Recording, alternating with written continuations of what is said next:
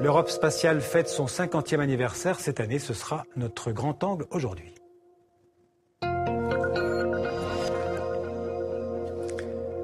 Alors avec nous pour évoquer ce 50e anniversaire de l'Europe dans l'espace, deux invités. D'abord Jean-Jacques Dordain, bonsoir. Bonsoir. Alors Jean-Jacques Dordain, vous êtes directeur général de l'ESA, l'Agence spatiale européenne, c'est l'équivalent européen de la NASA. Vous avez une formation d'ingénieur, vous avez aussi été professeur dans plusieurs grandes écoles, entre autres Sup Aéro et Polytechnique, et vous avez aussi été candidat astronaute dans les années 70, on pourra en reparler si vous voulez tout à l'heure. Avec vous et en face de vous, Michel Chevalet, que vous connaissez bien et que les téléspectateurs français connaissent bien, puisque vous avez été très longtemps journaliste scientifique à TF1 et vous l'êtes aujourd'hui encore à iTélé. Et on peut dire que votre passion, c'est d'expliquer la science au grand public, c'est d'expliquer aux gens comment tout ça, ça marche, et en particulier ce dont on va parler ce soir. Voilà, et on le rend passionnante que les choses pour lesquelles on est soi-même passionné. Alors, exactement. Alors en deux mots, en 64, l'Europe a voulu s'impliquer dans la conquête de l'espace. Les Européens ont créé deux organisations, on ne va pas rentrer dans les détails, de recherche spatiale qui n'ont pas très bien fonctionné. Il y a eu plusieurs échecs de la fusée Europa. Et en 75, ces organismes ont fusionné pour créer cette agence spatiale européenne, donc l'ESA.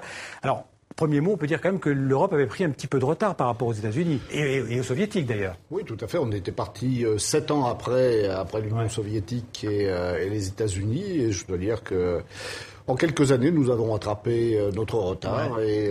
Et donc, avec la création de l'Agence spatiale européenne, ça a permis d'avoir à la fois la science, les lanceurs et les services aux citoyens. Donc l'Agence spatiale européenne réunit ces trois composantes des activités spatiales. Voilà, justement, Michel Chevalet. Il y avait une tête. En fait, on avait tiré les leçons de l'échec des prémices de l'Europe spatiale, notamment dans le domaine des lanceurs, avec l'ELDO. C'est-à-dire, au lieu de faire une fusée à 3 étages, on a fait 3 fusées à un seul étage. Voilà. Pour vous résumer, il n'y avait pas de coordination. Donc il a fallu qu'il y ait une coordination. Il faut toujours qu'il y ait un chef qui commande. Et le chef, il était là, c'est Jean-Jacques aujourd'hui, mais c'est l'Agence spatiale européenne. Vous connaissez bien, manifestement. Mais Michel Chevalet, aujourd'hui, vraiment, ce qui fait le cœur du métier de l'ESA, vous me contredirez, ce sont les lanceurs, c'est ce qui est le plus connu du grand public, c'est Ariane. C'est la grande vitrine. Ouais. Attendez, moi, je raisonne toujours pour le grand public. Il n'y a pas que ça. Jean-Jacques vous le dira. Ouais. Mais pour le grand public, et qui lui donne des possibilités. Attendez, d'être indépendant, pour pouvoir lancer ses propres satellites de télécom, c'est les Galiléo. Ouais. Il faut qu'elle ait son lanceur. Moi, je regrette qu'elle n'en ait pas un pour les vols habités. Ouais. Bon, mais là, c'est mal barré actuellement. Mais elle aurait été capable de le faire. Si on fait un bilan justement de l'ESA, enfin, ou en tout cas depuis 75, en 39 ans, c'est quoi les plus grandes réussites de l'ESA? C'est d'abord Ariane. Ce sont d'abord les lanceurs, parce que l'accès à l'espace, c'est un préalable. Vous ne pouvez ni utiliser l'espace, ni explorer l'espace si vous n'avez pas accès à l'espace. Donc les lanceurs, c'est la base. Donc on a développé Ariane. Ariane, on en est à la 5e version d'Ariane. Bientôt une 6e. On va préparer la 6e version. Et puis on a deux autres lanceurs, et notamment le petit lanceur Vega qui marche également très bien. Et puis on a installé Soyouz aussi en Guyane française en coopération avec les Russes. Donc on a maintenant accès à l'espace. Il n'y a plus un seul satellite européen qui ne puisse plus être lancé par un des lanceurs européens. Vous coopérez aussi bien avec la NASA qu'avec les Russes aujourd'hui? Oui, tout à fait. On a plusieurs partenaires, aussi bien la NASA, les Russes, la Chine, le Japon, mais aussi nous sommes partenaires, et j'y tiens beaucoup, avec des pays d'Afrique, d'Amérique du Sud, de l'Extrême-Orient, parce que nous partageons... Avec le Canada aussi, d'ailleurs. Avec le Canada, parce que nous partageons les données. Nous ne gardons pas les données pour assurer un leadership. Nous partageons les données avec les pays qui en ont besoin. On ne va pas assommer les téléspectateurs de chiffres, mais on peut quand même dire que l'ESA aujourd'hui, c'est 20 pays, 18 pays de l'Union européenne, 20 pays membres en tout cas. Il y a des membres associés, mais disons 20 pays membres qui payent, quoi. Plus l'Union européenne et la Norvège et la Suisse, qui ne sont pas dans l'Union européenne.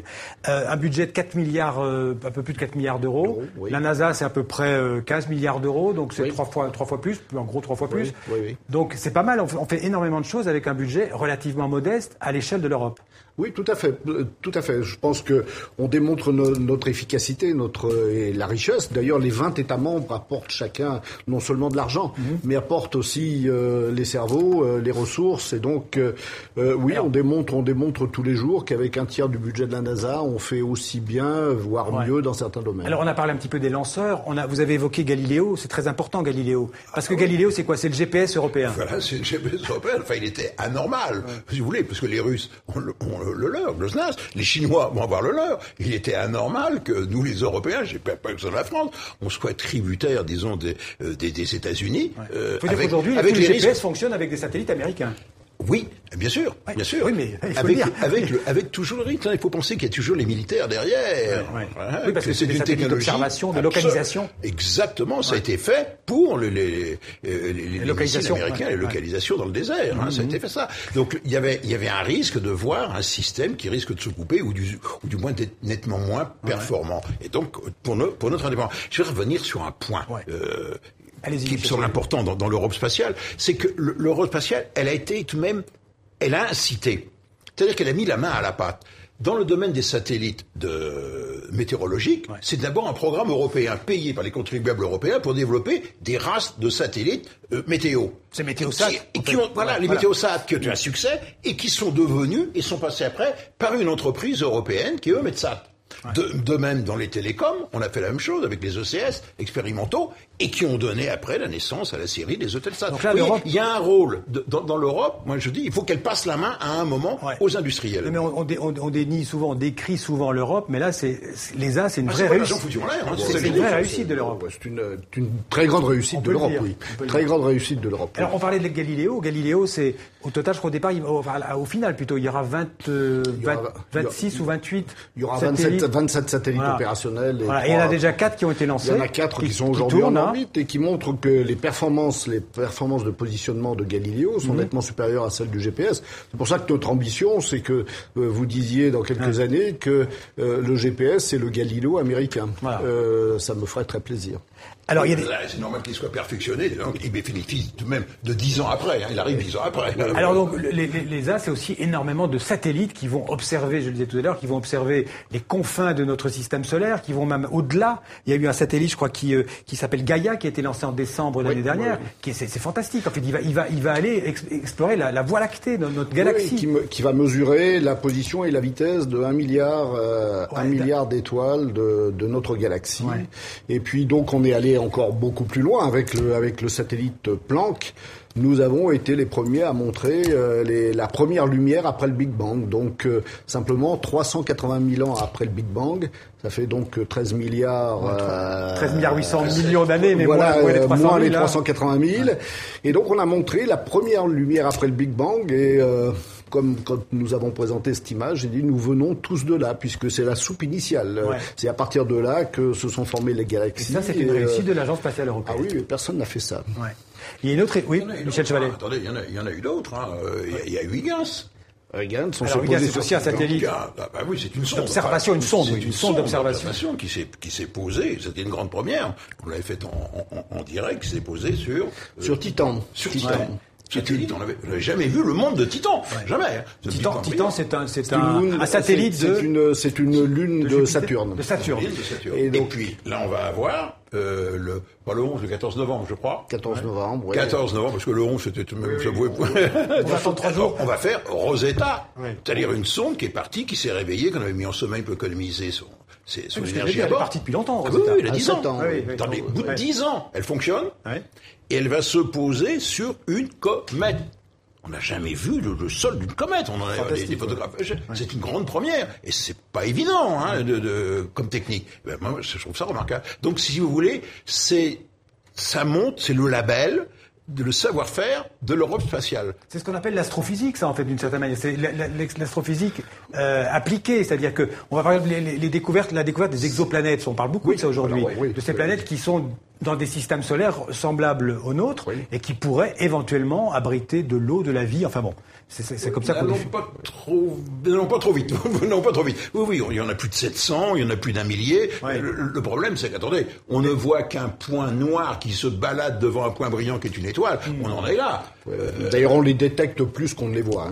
Mais c'est vrai que voilà 10 ans, on ne On n'avait pas encore détecté une seule planète en dehors du système solaire. À chaque fois que vous avez de nouveaux outils, vous faites un progrès dans la connaissance. Donc, comme on a eu des télescopes et puis des détecteurs très sensibles, parce que c'est 1/10 de baisse de la luminosité d'une étoile, elle baisse d'1/10 parce qu'il y a un petit point noir qui passe devant. Le point noir, c'est l'un de ses satellites. Eh bien, on est capable de l'enregistrer, de dire il y a un petit grain de beauté qui est là. Tiens. C'est une planète. Voilà, c'est ça, la performance. Alors, les volabilités, on en a touché un peu tout à l'heure. L'ESA n'a pas la réputation d'être une agence qui pousse aux volabilités. Il y a des participations de l'ESA dans la Station Spatiale Internationale.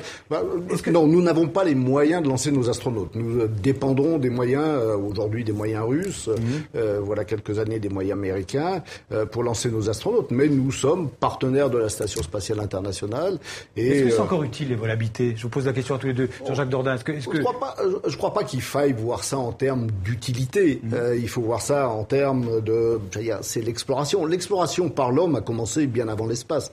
Et donc, le gros intérêt de l'exploration habitée, c'est le fait que ça se fasse en coopération internationale. Vous savez, aujourd'hui, au moment où nous parlons, il y a 6 hommes qui sont en orbite, qui sont de 3 nationalités différentes. Et pour faire vivre et travailler 6 hommes en orbite, il faut 6000 personnes au sol, qui sont sur 3 continents différents, qui travaillent ensemble. Et le jeu en vaut la chandelle? Le jeu financier en vaut la chandelle? La réponse est oui, puisque en plus d'être un magnifique laboratoire de coopération internationale, c'est un laboratoire pour des expériences scientifiques, pour des expériences technologiques, et puis au-delà de ça, ça prépare les grands programmes d'exploration vers la Lune, vers Mars, vers des astéroïdes. Je vais être, on arrive au terme, je vais être bergsonien, si vous voulez, pour l'ESA. Moi, je dirais, l'ESA est très, très brillante, réussie. C'est un corps qui a grossi. Mais je vais être bergsonien en disant, c'est un corps démesurément grandi, peut-être parfois trop vite, et qui attend un supplément d'âme. Ce qui lui manque pour moi, je m'adresse au grand public, ce qui lui manque, c'est des projets, un souffle. Des entreprises. Regardez ce qui se passe aux États-Unis. La vitesse à laquelle il y a une mutation avec l'abaissement des coûts, avec SpaceX, un type qui était dans Internet, et qui fabrique des fusées. C'est privé, c'est un lanceur privé. Oui, privé. Ouais. Donc peut-être serait-il le moment, peut-être pour l'Europe spatiale, de dire on va nous, on se finance, on donne l'impulsion, et puis après on doit passer la main. C'était 1 minute pour parole à la défense. Les projets, l'avenir, les 50 ans à venir. Il y en a beaucoup. Les 50 ans à venir, c'est fait de rupture dont parle Michel. Mais on l'a déjà fait, Michel, via l'ESA. C'est lourd. Non, on a fait les plus grands partenariats publics-privés en matière de télécommunications. On a lancé AlphaSat voilà 1 an. Un satellite d'1 milliard d'euros auquel l'opérateur Inmarsat a contribué à hauteur de 450 millions d'euros. Donc oui, on fait des partenariats. D'inciter, de développer des programmes. Et après de passer la main. C'est ce qu'on fait. On l'a fait, tu le rappelais tout à l'heure, avec les opérateurs de télécommunications, de météorologie, avec Ariane Espace. Et on va le faire de plus en plus.